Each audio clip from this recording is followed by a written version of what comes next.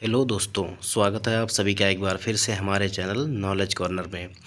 आज हम इस वीडियो में भूगोल से जितने भी क्वेश्चन जो है बीपीएससी टीआरई 1, 2 और 3 और 3 के री एग्ज़ाम में पूछे गए हैं, उन सभी को हम इस क्वेश्चन सीरीज़ में या इस वीडियो में हम डिस्कस करने वाले हैं।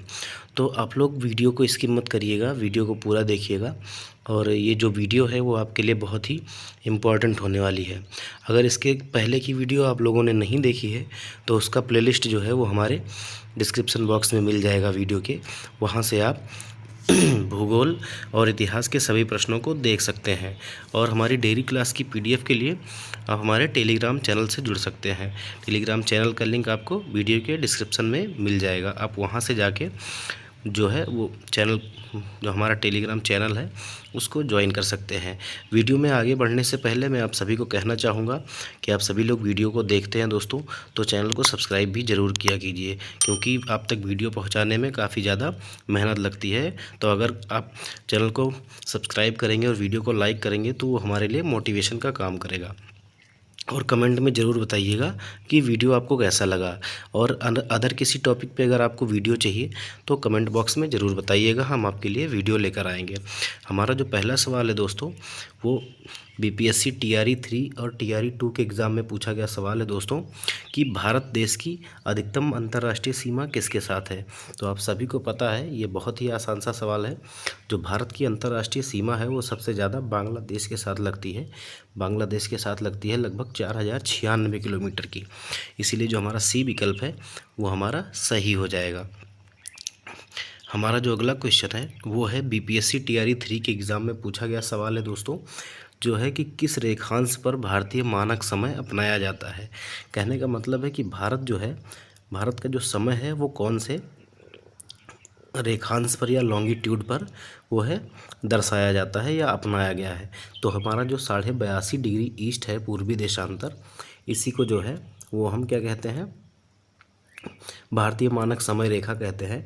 और इसीलिए जो हमारा विकल्प बी है वो हमारा सही हो जाएगा। देखिए, हमारा भारतीय मानक समय के रूप में 82.5 डिग्री पूर्वी देशांतर को अपनाया गया है। यह 5 राज्यों से होकर गुजरती है। किससे किससे? उत्तर प्रदेश, मध्य प्रदेश, छत्तीसगढ़, उड़ीसा और आंध्र प्रदेश से। ज्ञातव्य है कि भारतीय मानक समय ग्रीनविच मीन समय से, या जीएमटी जो है, ग्रीनविच मीन टाइम जिसको इंग्लिश में बोलते हैं, उससे कितना है, उससे 5.5 घंटा जो है वो आगे है। तो हमारा अगला क्वेश्चन है कि भारतीय उपमहाद्वीप मूलतः किसका भाग था। ये भी आपका जो सवाल है दोस्तों वो आपका बीपीएससी टीआरई 3 के एग्ज़ाम में पूछा गया है। तो जो भारत था, आपने महाद्वीपीय विस्थापन थ्योरी पढ़ी ही होगी, उसके अंतर्गत जो भारत था या भारतीय उपमहाद्वीप जो था वो गोंडवाना लैंड का भाग था। इसलिए जो हमारा बी विकल्प है दोस्तों वो हमारा सही हो जाएगा। देखिए, पूर्व में जो है भारतीय उपमहाद्वीप या प्रायद्वीपीय भारत जो है वो गोंडवाना लैंड का भूभाग था। भूगर्भीय रूप से भारतीय उपमहाद्वीप उस भूभाग से संबंधित है जो क्रिटेशियस के दौरान सुपर कॉन्टिनेंट गोंडवाना लैंड से अलग होकर 55 मिलियन वर्ष पूर्व यूरेशिया से जुड़ा था। इसीलिए जो हमारा विकल्प बी है वो हमारा गोंडवाना लैंड सही हो जाएगा। देखिए, दक्षिण प्रायद्वीपीय उच्च भूमि का भाग है, तो अगर हम पूरे भारतीय प्रायद्वीप की भूमि की बात करें तो वो हमारा किसका भाग है, तो गोंडवाना लैंड का। इसीलिए जो हमारा ए विकल्प है वो हमारा सही हो जाएगा। हमारा जो अगला सवाल है वो है कि what is the distance between sun and earth, मतलब सूर्य से पृथ्वी की दूरी कितनी है। तो सूर्य से जो पृथ्वी की दूरी है दोस्तों वो हमारा कितना है, लगभग 93 मिलियन माइल। 93 मिलियन जो मील है वो लगभग पृथ्वी से सूर्य की दूरी है। अब अगर हम बात करें तो ये भी जो हमारा क्वेश्चन था दोस्तों, ये भी हमारा जो है वो टीआरई 2 के एग्ज़ाम में पूछा गया था। देखिए, जो सूर्य से पृथ्वी की दूरी है वो लगभग 93 मिलियन मील है। सूर्य से बढ़ती दूरी के क्रम में पृथ्वी का स्थान तीसरा है। सौरमंडल में कुल 8 ग्रह हैं, जिनमें से पृथ्वी पर ही अभी तक जो है वो जीवन की उपस्थिति है। हमारा जो अगला सवाल है, ये भी सवाल हमारा टीआरई 2 एग्ज़ाम का है, शिफ्ट 2 में पूछा गया कि निम्नलिखित नगरों में से कौन सा कर्क रेखा के उत्तर में अवस्थित है। तो जो हमारा भोपाल, आइजोल और रांची, इनमें से जो हमारा भोपाल है दोस्तों, सॉरी, जो हमारा आइजोल है वो हमारा कहाँ पे स्थित है, तो कर्क रेखा के उत्तर में। अब देखिए, कर्क रेखा जो है वो भारत के बीचों बीच से गुजरती है। कर्क रेखा जो है वो भारत के बीचों बीच से गुजरती है और ये 5 राज्यों से होकर गुजरती है। सॉरी, 5 राज्यों से कह रहा हूँ।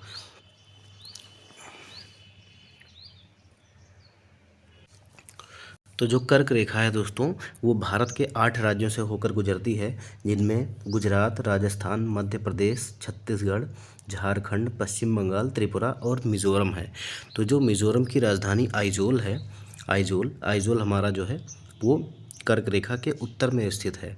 इसीलिए जो हमारा विकल्प बी है वो हमारा सही हो जाएगा। और भोपाल जो मध्य प्रदेश की राजधानी है और रांची जो झारखंड की राजधानी है वो हमारा कर्क रेखा के दक्षिण में स्थित है। इसीलिए जो हमारा विकल्प बी है वो सही हो जाएगा।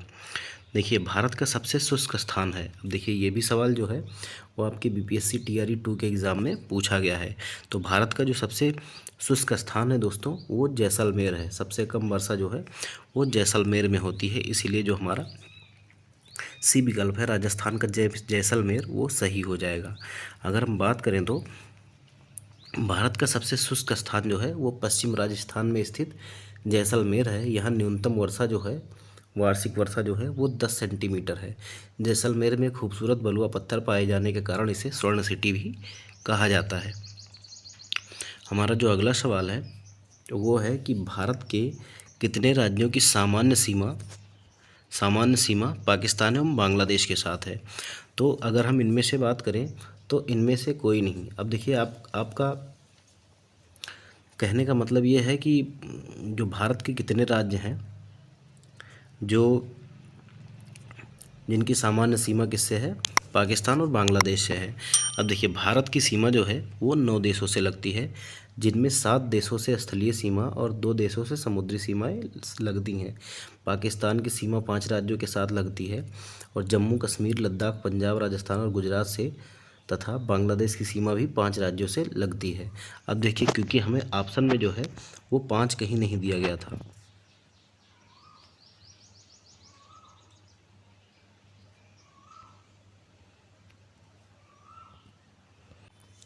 हम देखिए क्योंकि जो बांग्लादेश है वो अलग सा है और पाकिस्तान जो है वो दूसरे किनारे पर है।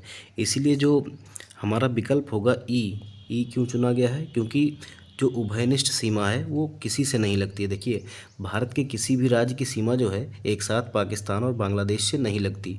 अगर हमसे ये पूछता कि कितने राज्यों की सीमा जो है वो भारत और बांग्लादेश दोनों के साथ लगती है तो हम 5 राज्य ऑप्शन टिक कर सकते थे, लेकिन यहाँ कॉमन बॉर्डर पूछी गई है। इसीलिए जो हमारा ई विकल्प है वो हमारा सही हो जाएगा। देखिए, कर्क रेखा द्वारा सर्वाधिक क्षेत्र आच्छादित है। तो ये भी हमारा जो सवाल है वो बीपीएससी टीआरई 2 का है।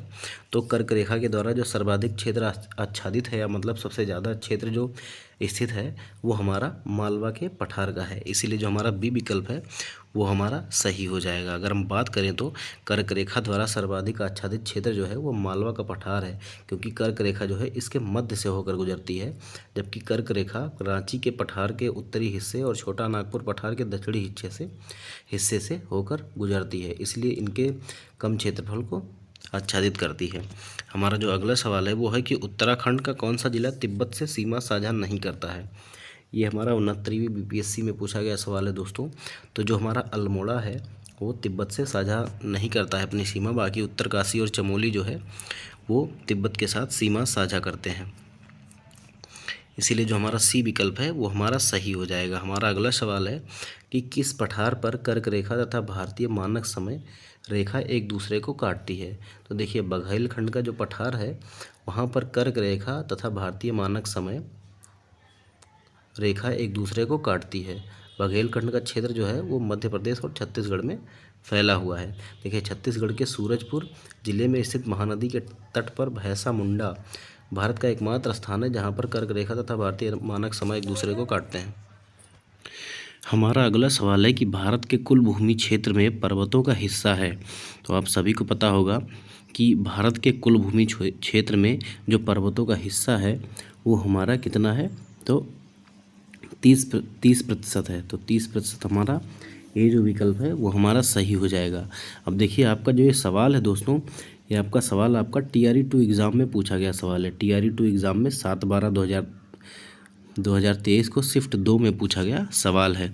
तो आप लोग वीडियो में लास्ट तक बने रहिएगा, वीडियो बहुत ही इंपॉर्टेंट है और इसमें हम जितने भी TRE 1, 2, 3 में क्वेश्चन पूछे गए हैं उन सभी को डिस्कस करेंगे। अगर इस वीडियो में नहीं हो पाया तो हम अगली वीडियो भी लेके आएंगे। तो उसके लिए आपको हमारे चैनल को सब्सक्राइब करना पड़ेगा, तो आप चैनल को सब्सक्राइब कर लीजिएगा ताकि आपको वीडियो का जो नोटिफिकेशन है वो समय से मिल जाया करे।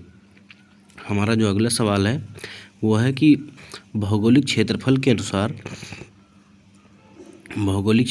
अनुसार भारत की निम्नलिखित भौतिक इकाइयों को आरोही क्रम में व्यवस्थित कीजिए।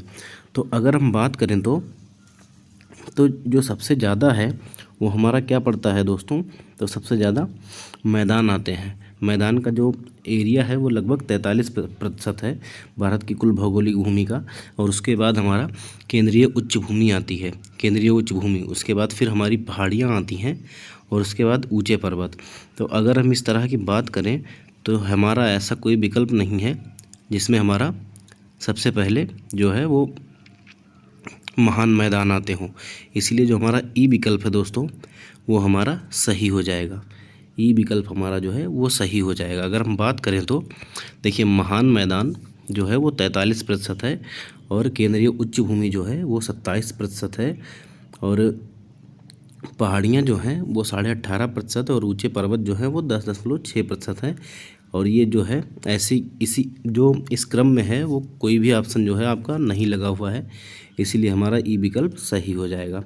अगर हम बात करें तो केंद्रीय उच्च भूमि के संबंध में निम्नलिखित कथनों में से कौन सा कथन सही है, तो आपको बताना है कि इनमें से कौन सा कथन जो है वो सही है।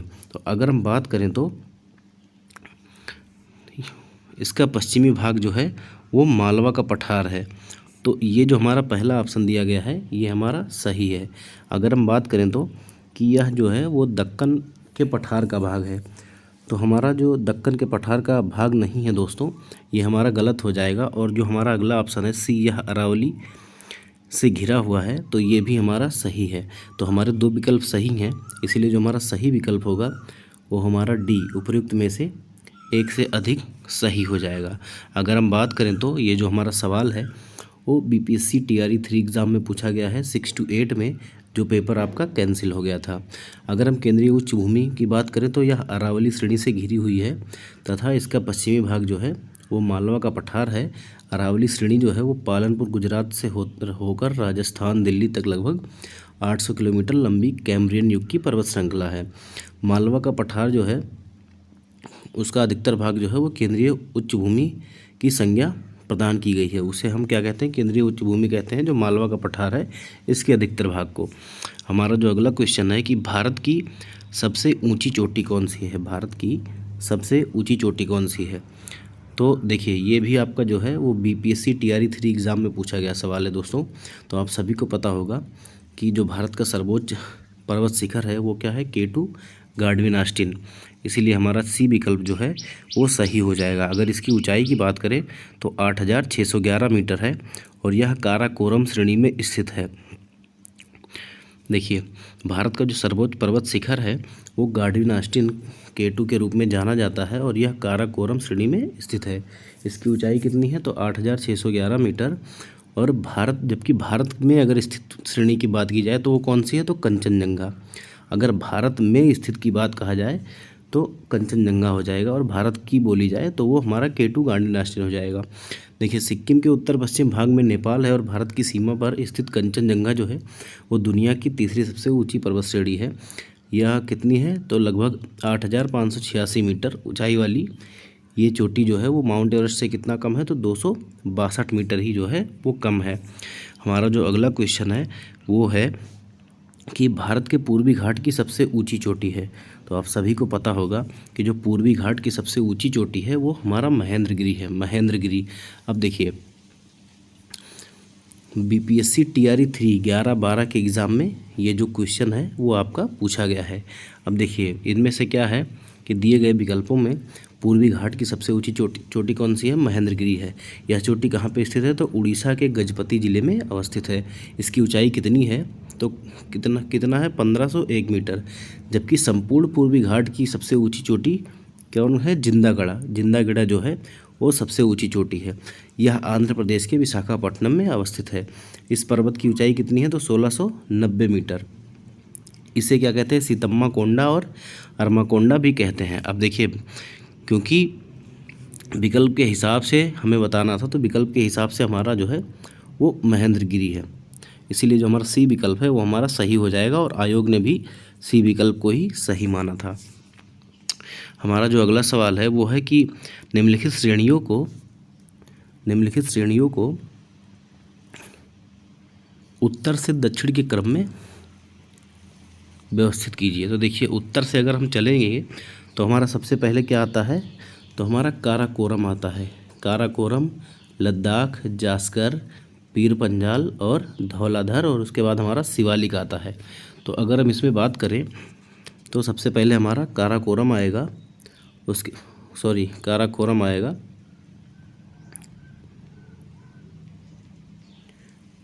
सबसे पहले हमारा काराकोरम आएगा। काराकोरम के बाद लद्दाख आएगा, और उसके बाद हमारा जास्कर आएगा, और उसके बाद हमारा पीर पंजाल आएगा। तो हमारा सबसे पहले 2 आ जाएगा, उसके बाद हमारा काराकोरम के बाद लद्दाख 1, उसके बाद जास्कर, उसके बाद हमारा पीर पंजाल। तो 2 1 4 3। अब देखिए 2 1 4 3 कौन से ऑप्शन में है? तो 2 1 4 3 जो है वो विकल्प बी में है, इसलिए जो हमारा विकल्प बी है वो सही हो जाएगा। अगर हम शॉर्टकट की बात करें तो ये आपको के, एल, जे और पी, डी और एस से आप लोग याद रख सकते हैं। के से काराकोरम, एल से लद्दाख, जे से जास्कर, पी से पीर पंजाल, डी से धौलाधर और एस से जो है वो शिवालिक। तो इस तरह से आप याद रख सकते हैं उत्तर से दक्षिण का क्रम। अब अगर आप ये याद कर लेंगे तो आप दक्षिण से उत्तर भी मिला सकते हैं। अगर उल्टा पूछ लेगा तो आप नीचे से शुरुआत करिएगा। ये भी जो है हमारा वो बीपीएससी टीआरई 2 के एग्ज़ाम में पूछा गया सवाल है। अगर हम बात करें तो कि निम्नलिखित में से कौन सा दक्षिण से उत्तर की ओर हिमालय का पर्वतमालाओं का जो है सही क्रम है? अब देखिए, आपसे अभी उल्टा ही पूछ लिया। मैंने आपको क्या कहा था कि के, एल, जे, पी, डी, एस। तो सबसे पहले कौन सा आएगा? शिवालिक आएगा। शिवालिक आपका दिया हुआ है? नहीं दिया हुआ है। उसके बाद कौन सा आएगा? धौलाधर आएगा। धौलाधर आपका भी नहीं दिया है। तो हमारा कौन सा? पीर पंजाल। अब पीर पंजाल हमको एक ही ऑप्शन में दिख रहा है, बी ऑप्शन में। तो हमारा पीर पंजाल जो है वो सही हो जाएगा। पीर पंजाल के बाद हमारा जास्कर आएगा, और जास्कर के बाद लद्दाख, और लद्दाख के बाद काराकोरम आ जाएगा। इसीलिए जो हमारा बी विकल्प है वो हमारा सही है। देखिए, फिर से लैंग्वेज बदल के क्या हुआ कि वही क्वेश्चन टीआरई 2 में रिपीट हो गया। कैसे? उसमें उत्तर से दक्षिण पूछा था, और इसमें दक्षिण से उत्तर आपसे पूछ लिया। तो एक स्टेप आगे क्वेश्चन के और एक स्टेप पीछे आप लोग जरूर पढ़िएगा, और याद रखिएगा क्वेश्चन इसी से संबंधित जो है वो पूछा जा सकता है। हमारा जो अगला सवाल है वो है कि मालनाड का क्षेत्र जो है, मालनाड क्षेत्र का संबंध निम्नलिखित में से भारत के किस पठार से है? तो मालनाड का जो क्षेत्र है दोस्तों वो हमारा कर्नाटक के पठार से संबंधित है, इसीलिए जो है हमारा जो सी विकल्प है वो सही हो जाएगा। देखिए, मालनाड क्षेत्र का संबंध भारत के कर्नाटक के पठार से है। यह धारवाड़ पर्वतीय प्रणाली की ज्वालामुखी चट्टानों और ग्रेनाइट से मिलकर बना है। इस पठार का नामकरण कर्नाड, जिसका अर्थ काली मिट्टी है, उसके नाम पर किया गया है। ये भी हमारा बीपीएससी जो है स्कूल टीचर 2023 में पूछा गया सवाल है। हमारा जो अगला सवाल है वो है कि सतलज और काली नदियों के बीच स्थित भूमि को क्या कहा जाता है? तो हमारा जो सतलुज और काली नदियों के बीच की जो भूमि है दोस्तों उसे हम कुमायूं हिमालय कहते हैं। क्या कहते हैं? कुमायूं हिमालय। इसीलिए जो हमारा ए विकल्प है वो सही हो जाएगा। अगर हम बात करें तो कुमायूं हिमालय जो है वो सतलज और काली नदी के बीच के स्थित हिमालय का भाग है। इसका पश्चिमी भाग गढ़वाल हिमालय और पूर्वी भाग क्या है? कुमायूं हिमालय कहलाता है। अगली बार हो सकता है आपसे पूछ ले कि जो कुमायूं हिमालय है या सतलज और काली नदी के बीच के जो हिमालय है उसके पश्चिमी भाग को क्या कहते हैं और पूर्वी भाग को क्या कहते हैं? तो पश्चिमी भाग को गढ़वाल हिमालय कहते हैं और पूर्वी भाग को कुमायूं हिमालय। यह पंजाब हिमालय से अधिक ऊंचा है और नंदा देवी, केदारनाथ, बद्रीनाथ आदि प्रमुख चोटियाँ इसी में है। गंगा यमुना का उद्गम भी यहीं से होता है। हमारा अगला जो सवाल है वो है कि गंगा नदी के दक्षिणी किनारे से मिलने वाली सबसे बड़ी सहायक नदी कौन सी है? तो आपको बताना है कि जो गंगा गंगा में दक्षिणी किनारे से जो नदी मिलती है सबसे बड़ी, वो कौन सी है? तो हमारा जो सी विकल्प है दोस्तों, सी विकल्प सोन, हमारा सोन जो है वो सही हो जाएगा। सोन नदी की लंबाई कितनी है? 780 किलोमीटर, और गंगा नदी की टोटल लंबाई कितनी है? 2525 किलोमीटर। अगर हम बात करें तो गंगा नदी के किनारे, दक्षिणी किनारे से मिलने वाली सबसे बड़ी नदी सोन है, यह 780 किलोमीटर है, और गंगा की लंबाई 2525 किलोमीटर है। यमुना जो है वो 1376 किलोमीटर गंगा नदी में दाहिनी ओर से मिलने वाली भारत की सबसे लंबी नदी है। गंगा ब्रह्मपुत्र मिलकर जो है वो विश्व के सबसे बड़े नदी डेल्टा का निर्माण करते हैं, जिसे हम क्या कहते हैं? सुंदरवन डेल्टा कहते हैं। हमारा जो अगला क्वेश्चन है वो है साइलेंट वैली। अब साइलेंट वैली कहाँ स्थित है? तो आप सभी को पता होगा कि साइलेंट वैली कहाँ है। तो साइलेंट वैली केरल में है। और ये क्यों प्रसिद्ध है? ये अपनी जो है वो जैव विविधता के लिए प्रसिद्ध है। अब देखिए, ये जो है वो हमारा बीपीएससी टीआरई 2 के एग्ज़ाम में पूछा गया सवाल है दोस्तों। तो हमारे जो क्वेश्चन है वो बहुत ही इंपॉर्टेंट है, आप लोग इसको नोट्स करते हुए चलिएगा और प्रैक्टिस करते हुए चलिएगा। अगर बात की जाए तो केरल में जो है वो शांत घाटी स्थित है। फूलों की घाटी जो है वो कहाँ पे है? तो उत्तराखंड में है। अगर हम बात करें तो हमारा अगला क्वेश्चन है कि कारगिल जो है वो कौन सी नदी के किनारे स्थित है? तो कारगिल हमारा जो है वो सुरु नदी के किनारे स्थित है, इसीलिए जो हमारा ए विकल्प है वो सही हो जाएगा। ये हमारा जो सवाल है वो हमारा बीपीएससी टीआरई 3 में पूछा गया सवाल है दोस्तों। कौन से? प्राइमरी लेवल का जो टीचर का एग्ज़ाम होता है उसमें पूछा गया है। हमारा जो अगला सवाल है वो है कि किस नदी के किनारे को पश्चिम बंगाल सरकार टी पार्क के रूप में विकसित करने की योजना बना रही है? तो हमारा जो, आप सभी को पता होगा कि पश्चिम बंगाल में जो हुगली नदी बहती है, तो हुगली नदी के जो किनारे पर है वो पश्चिम बंगाल सरकार जो है वो टी पार्क के रूप में विकसित करने की योजना बना रही है। इसीलिए वो जो हमारा सही विकल्प हो जाएगा वो हमारा विकल्प ए जो है हुगली सही हो जाएगा। अब ये भी हमारा जो सवाल है वो टीआरई 3 एग्ज़ाम में पूछा गया है, री एग्ज़ाम में। अगर हम बात करें तो पश्चिम बंगाल जो है वो हुगली नदी के किनारे टी पार्क के रूप में विकसित करने की योजना बना रही है।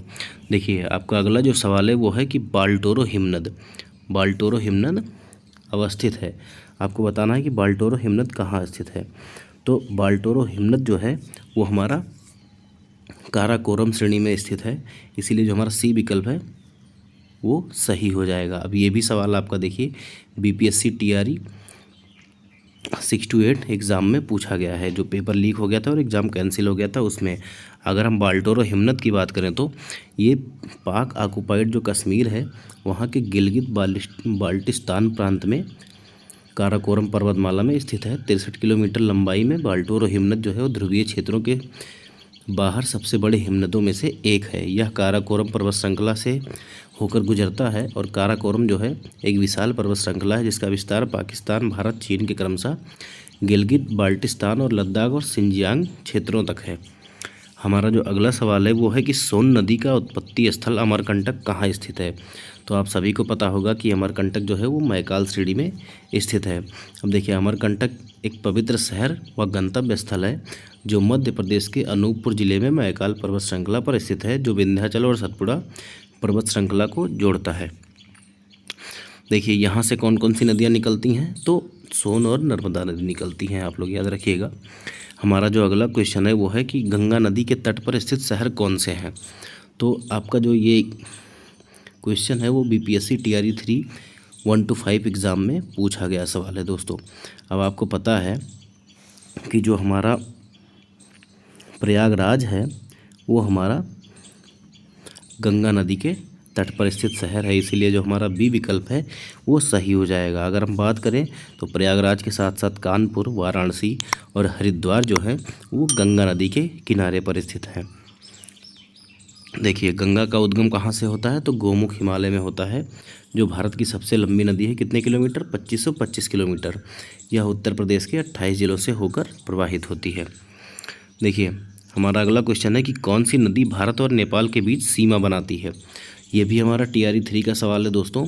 तो जो हमारी काली नदी है, काली नदी जिसे हम महाकाली नदी भी कहते हैं, ये जो है वो भारत और नेपाल के बीच में सीमा बनाने का काम करती है। देखिए, काली नदी अथवा महाकाली नदी भारत और नेपाल के बीच सीमा बनाती है।